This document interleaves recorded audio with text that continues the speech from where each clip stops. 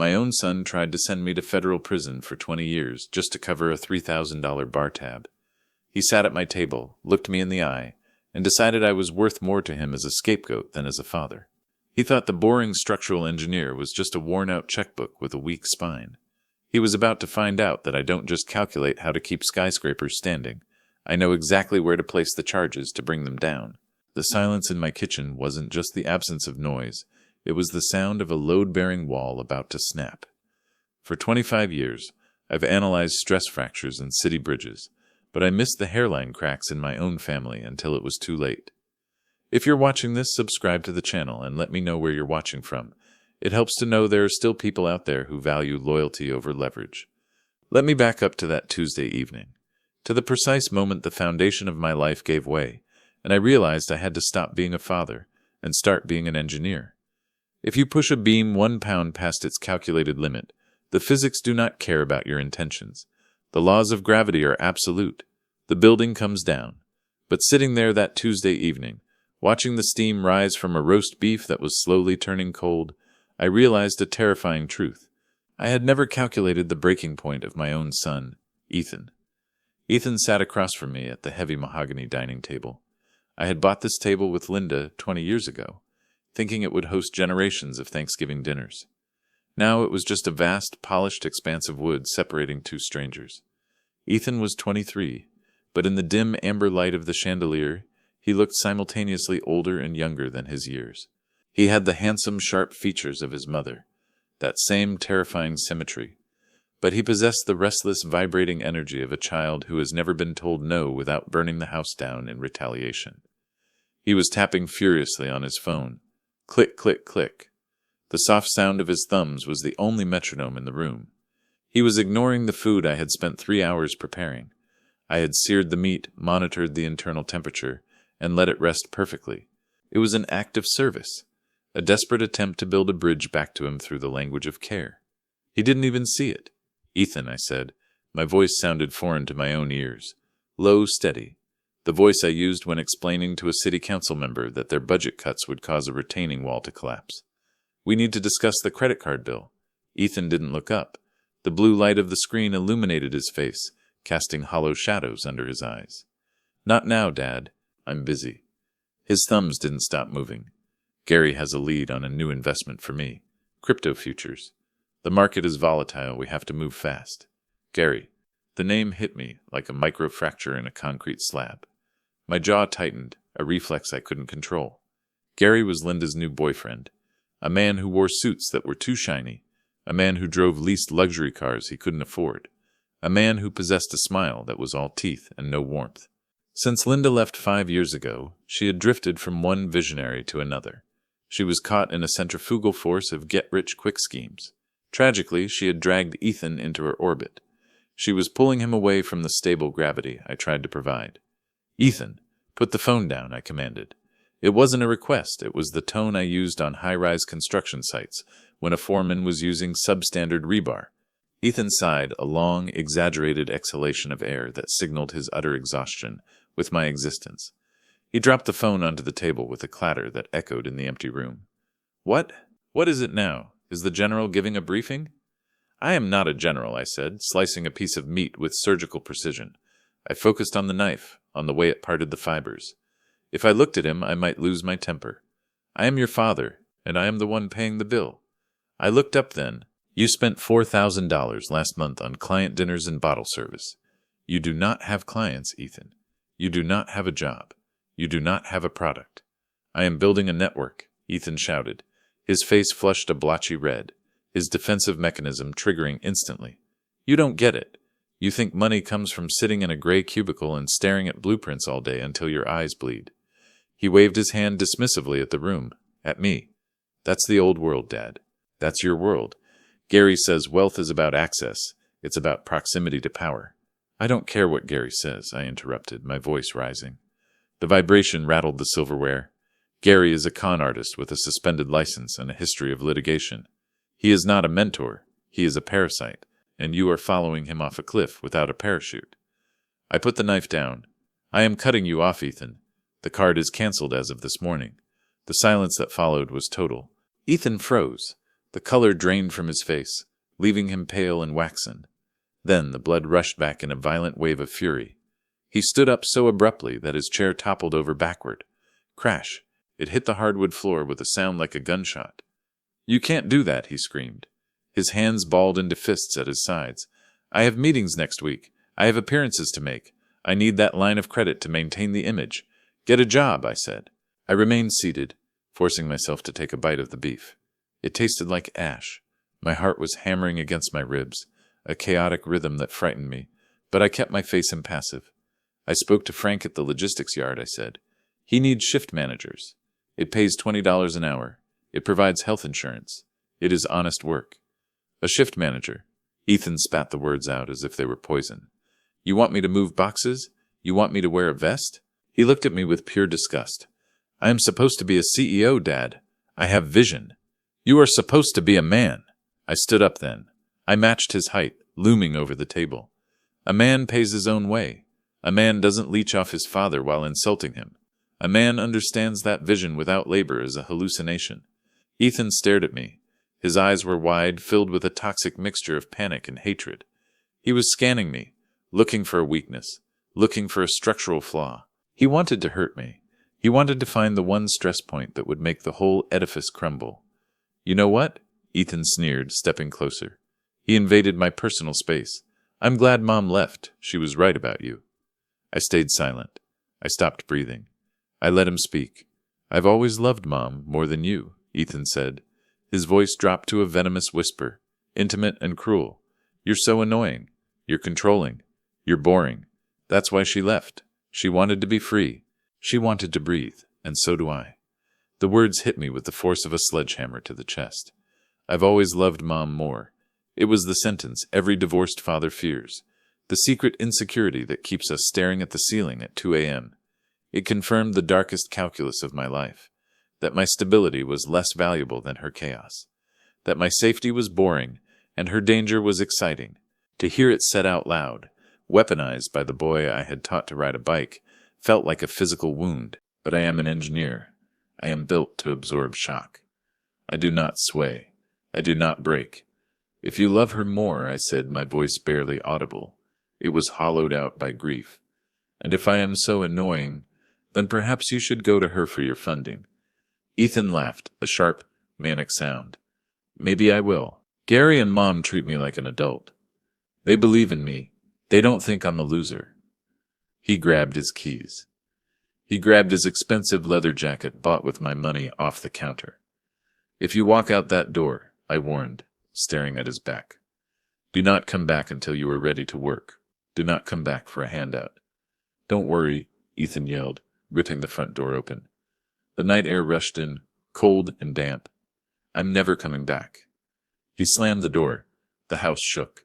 The windows rattled in their frames. The echo faded, leaving a ringing silence in its wake. I was alone. I sat back down. The roast beef was cold, the fat congealing on the porcelain. I picked up my fork, but my hand was shaking. A fine, high-frequency tremor I couldn't suppress. I put the fork down. I walked to the sink. I washed the dishes. I dried them. I placed them in the cabinets, perfectly aligned. I turned off the lights, one by one. I sat in the dark living room, watching the headlights of passing cars sweep across the walls like searchlights. I wondered where the calculations had gone wrong. I had given him structure. I had given him a foundation. But perhaps I had built the walls too high, and he couldn't see the love inside them. But the real fracture was yet to come. 2 days passed. They were the longest, quietest days of my life. The silence in the house was corrosive. It ate at me. I went to work, forcing myself into the routine. I stared at CAD drawings of a suspension bridge retrofit, analyzing load distribution vectors. But I couldn't focus. The lines blurred. I kept checking my phone, flipping it over on my desk, waiting for a text, an apology, the sign of life. There was nothing. Just the black screen reflecting my own tired face. I checked Ethan's bank account, the one I still had access to because I had set it up when he was 16. It was drained, zero balance. He had transferred everything to an account I didn't recognize. He had burned the bridge, On Wednesday afternoon, the first warning sign appeared. It arrived not with a bang, but with a cheap suit and a stench of stale tobacco. A man walked into my office. He didn't have an errand. He bypassed the receptionist, moving with the arrogance of someone used to intimidating people. "Mr. Sterling?" he asked, leaning against my doorframe. He looked out of place among the rolled blueprints and clean lines of my office. Yes. I didn't stand up. I assessed him. Cheap shoes, shifting eyes, hands that looked bruised. "I'm Vince," he said. "I'm looking for Ethan. He listed you as a reference for a private loan." I stood up then, slow and deliberate. "Who are you?" "Just a collection agent," Vince smiled, showing teeth stained yellow. "Tell him the interest is compounding hourly. Tell him Gary's credit isn't as good as he thinks it is." He paused, looking around my office. "And tell him we don't do payment plans." The man left before I could call security, slipping away like oil on water. My stomach twisted into a knot. This wasn't just credit card debt. Ethan was borrowing from sharks. He was leveraging a future he didn't have. I sat back in my chair. I needed to know how deep this went. I picked up the phone and dialed the bank. "First National. This is Elena," the voice said. Elena was the branch manager. I had known her for 10 years. "Elena, it's David Sterling. I need to check the joint savings account. The one for Ethan's college." There was a pause on the line, a long, heavy pause. "David," Elena said, her voice dropping. "I was about to call you. Why?" I asked, my grip tightening on the receiver. "There was a withdrawal yesterday." She said, "In person. Ethan?" "Ethan," she confirmed, "and a woman. Linda Sterling." "How much?" "Elena?" "Everything, David. $40,000. They closed the account." I felt the blood leave my face. $40,000. Years of overtime. Years of sacrifice. Gone. "Did he look okay?" I asked, my voice barely a whisper. "He looked scared, David," Elena said. "But the woman?" She looked hungry. I hung up. The betrayal was deeper than I thought. On Thursday evening, the dread became unmanageable. I called my sister, Sarah. She was a corporate lawyer, sharp, cynical, and utterly devoid of sentimentality. But she loved Ethan. "He's with Linda," Sarah told me, her voice tinny through the receiver. "I saw them on social media. They're at some high-end club launch downtown, the Onyx Lounge. Ethan looks manic, David," she continued. "He looks like he's on something. His eyes are all wrong." "He's high on Gary's lies," I said, rubbing my temples. I tried to massage away the headache that had taken up permanent residence there. "They are going to bleed him dry, Sarah. They are using him as a prop. And when he has nothing left, when his credit is scorched earth, they will dump him." "You have to let him hit the bottom," Sarah said gently. "I know it hurts, but you are an engineer, David. You know you can't fix a foundation until you dig down to the bedrock. If you catch him now, he will never learn to stand." "I know," I said, "but it is hard to watch the collapse." I went to bed that night with a heavy feeling in my gut, a premonition of disaster. I fell into a fitful, shallow sleep. I dreamed of bridges collapsing into dark, freezing water, the steel cables snapping with the sound of gunshots. Then the phone rang. It was a jarring, violent sound in the quiet room. It cut through the darkness like a knife. I sat up, gasping, my heart rate spiking instantly. I looked at the digital clock. 3:00 a.m. The screen lit up with his name, Ethan. My hand hovered over the phone. My body was screaming at me to answer, to save him, to be the father. A call at 3:00 a.m. is never good news. It is the hour of accidents, of hospitals, of desperate, irreversible mistakes. I swiped the screen. "Ethan? Dad?" His voice was unrecognizable. It was high-pitched, cracked with terror, stripped of all the arrogance from 2 nights ago. In the background, I could hear the thumping bass of electronic music, the roar of a chaotic crowd, voices shouting in a language I didn't understand. "Dad, help me!" Ethan screamed. "My card was declined. I tried 3 times. The machine won't take it."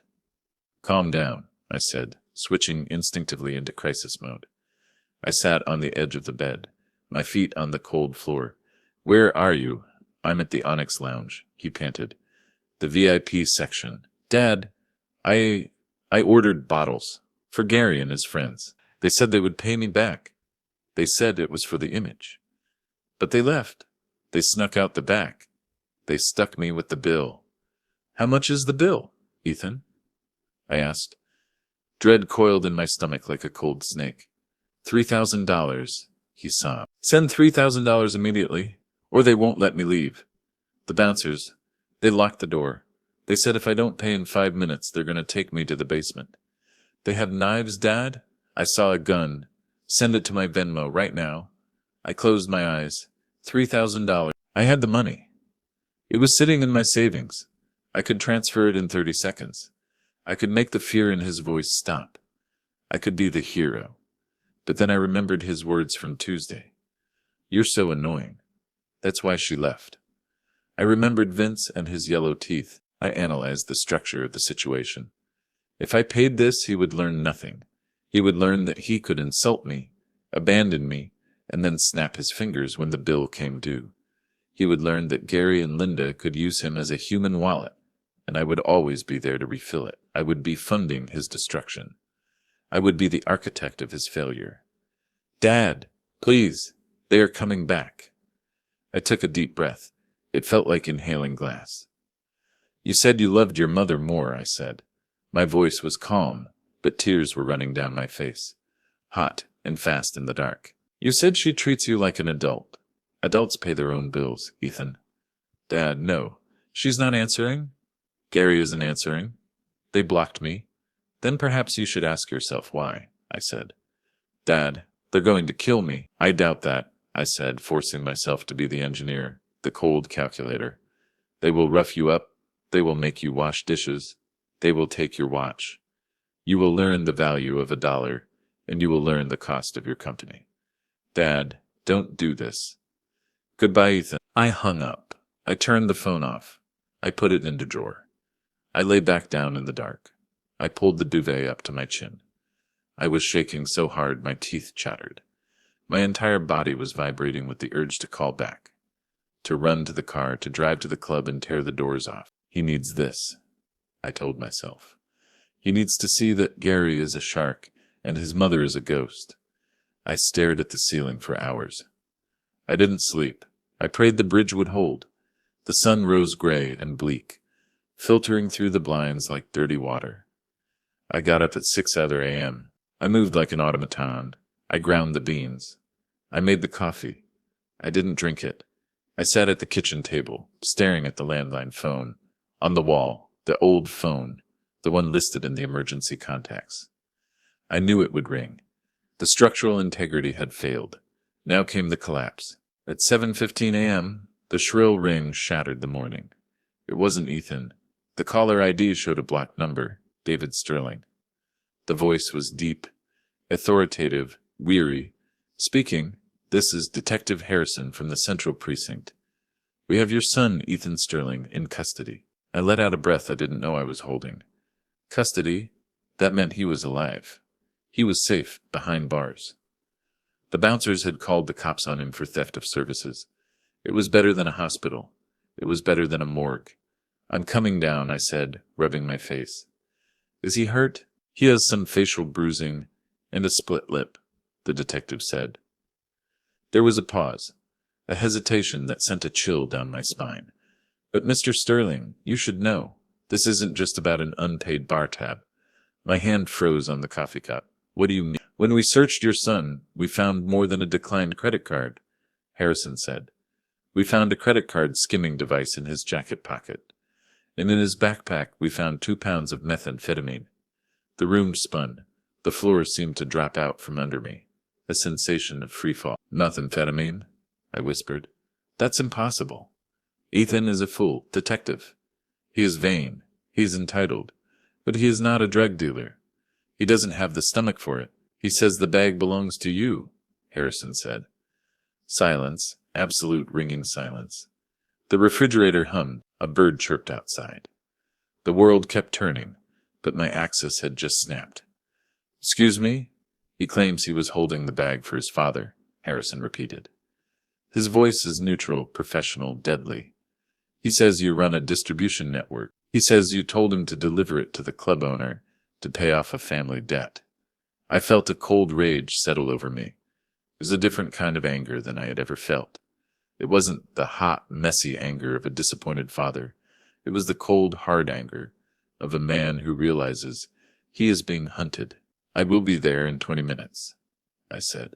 And detective, I am going to bring proof. I hung up. I didn't panic. Panic is for people who don't have a plan. Panic is for people who don't understand the physics of the situation. I went to my study. I opened my fireproof safe. I took out my personal files, my tax returns for the last 10 years, my security clearance documents from the city infrastructure projects, my bank statements showing every penny earned and spent. I grabbed my laptop. I drove to the station. The city looked different today. The buildings looked sharper, harder. The shadows looked deeper. I wasn't just a father anymore. I was a target. But they picked the wrong engineer to frame.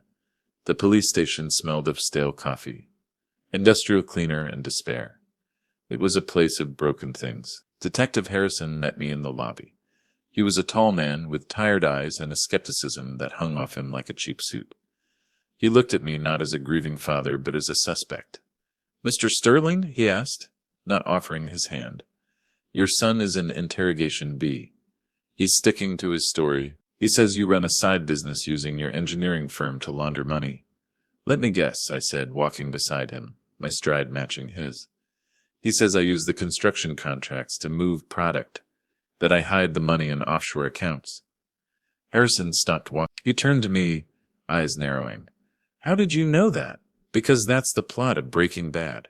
Or Ozark," I snapped. "Or whatever show Linda is binge-watching lately." My voice dripped with disdain. "Detective, look at me. I drive a 5-year-old sedan. I have a mortgage.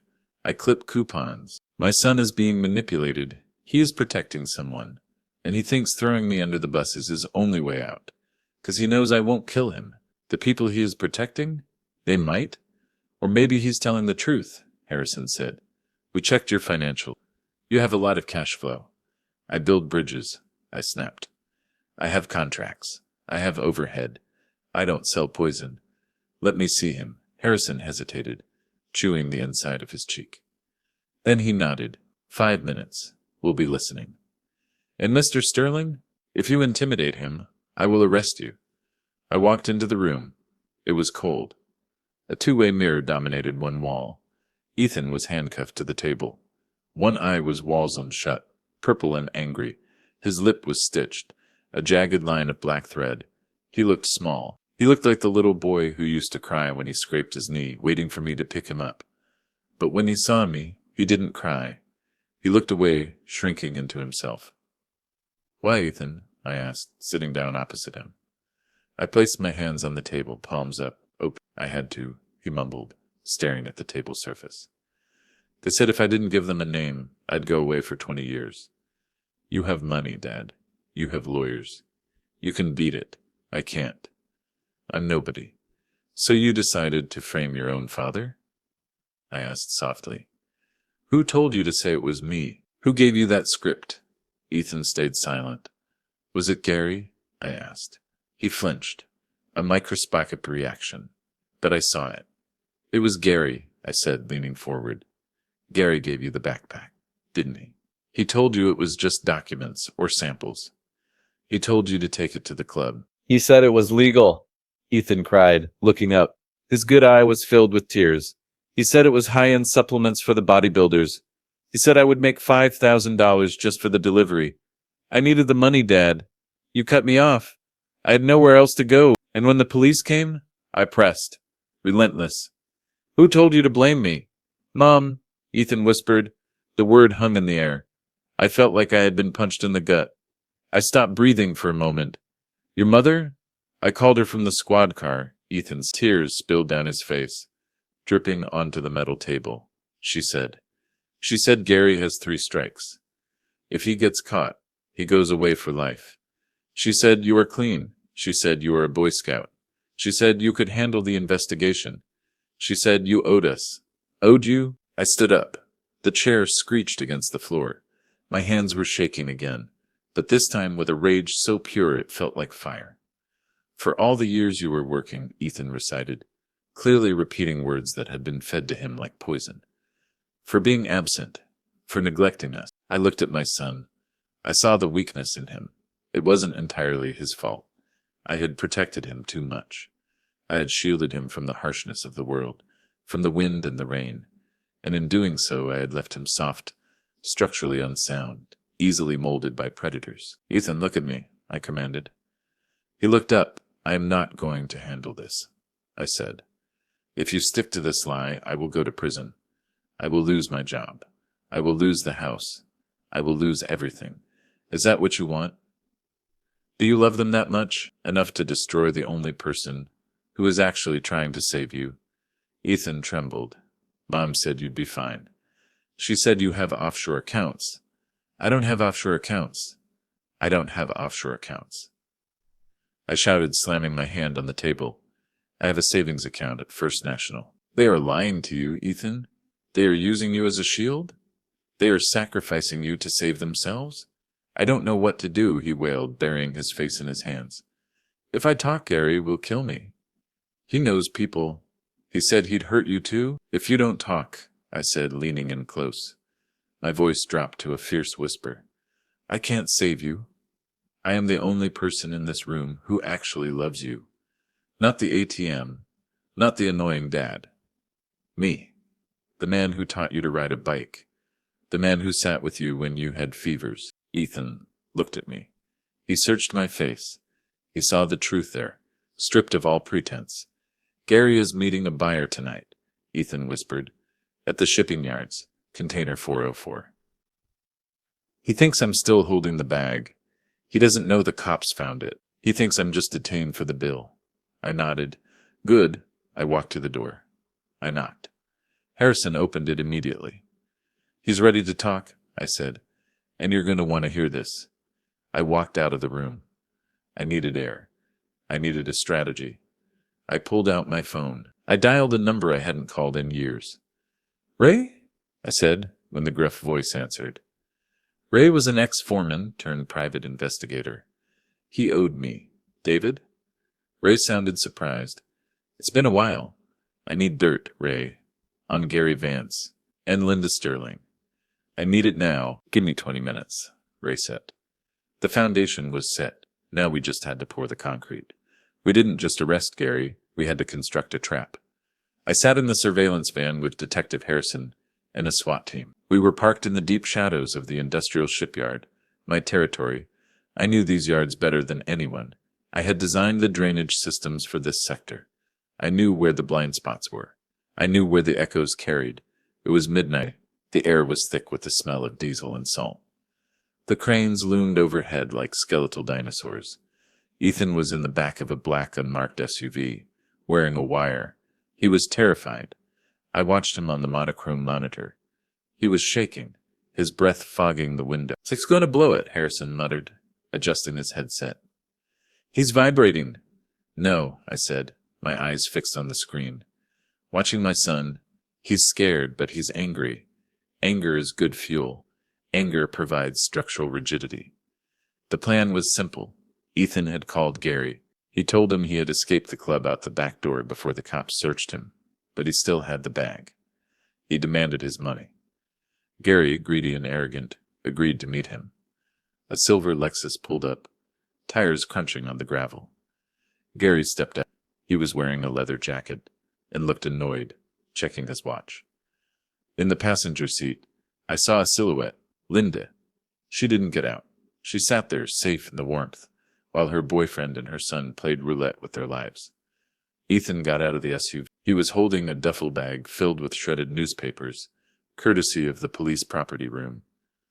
"About time," Gary said. His voice came through the audio feed, crisp and clear. "Give me the bag." "Where's my money?" Ethan asked. His voice wavered, then strengthened. "And where were you last night? You left me there."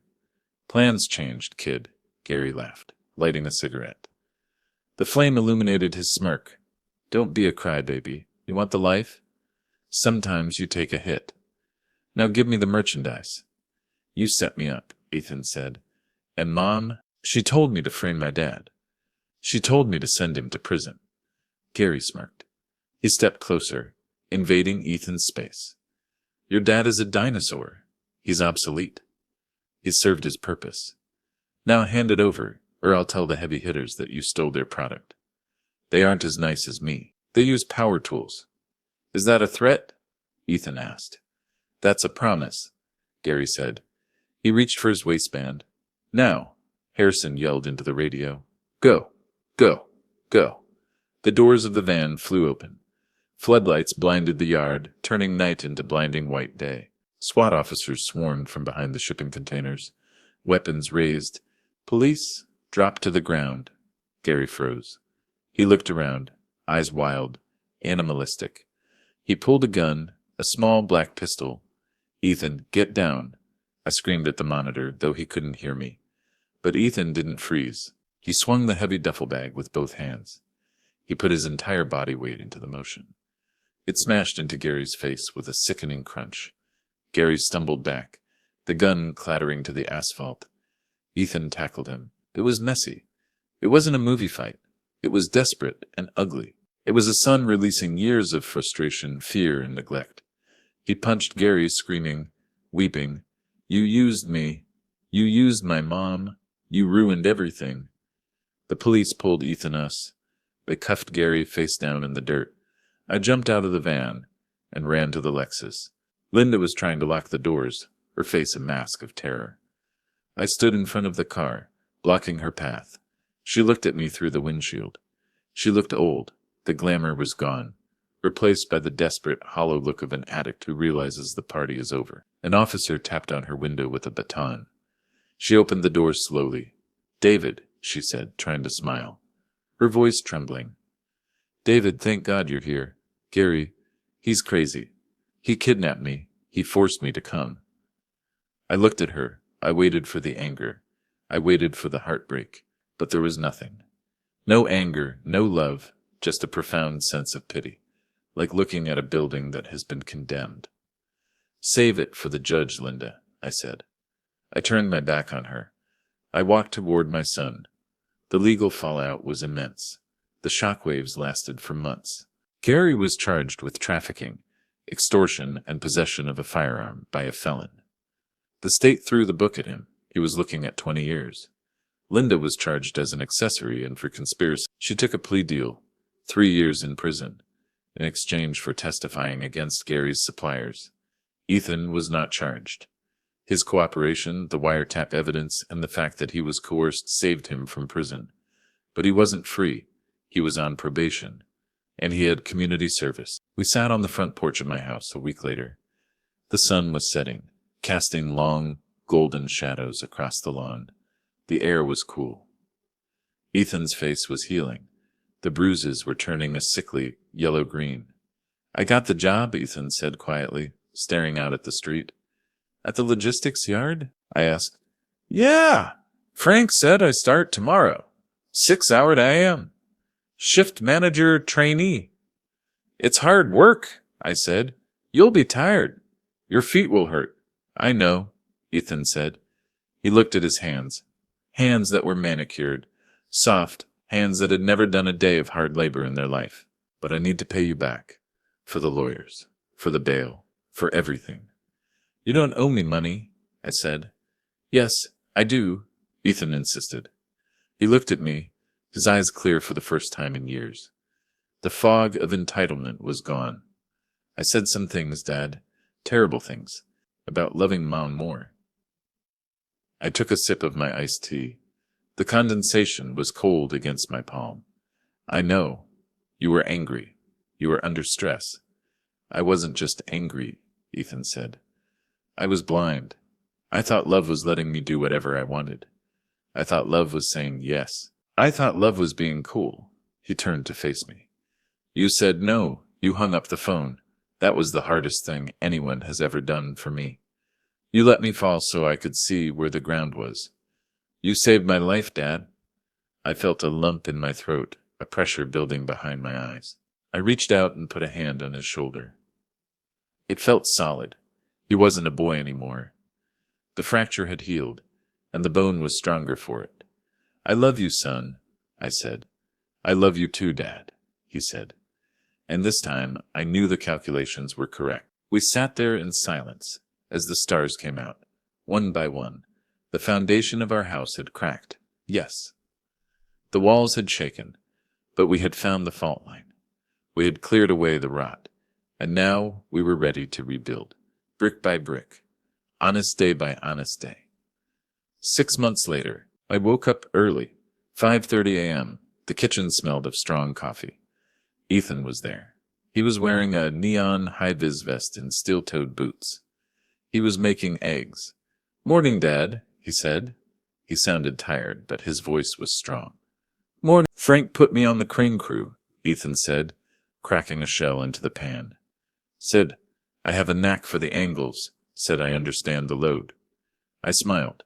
It runs in the family. That evening, a car pulled up to the driveway. A silver sedan. My stomach tightened. Not again, but it wasn't Gary. A man in a sharp gray suit stepped out. He carried a leather briefcase.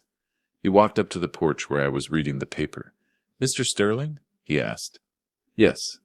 "I'm Robert Vance," he said, extending a hand.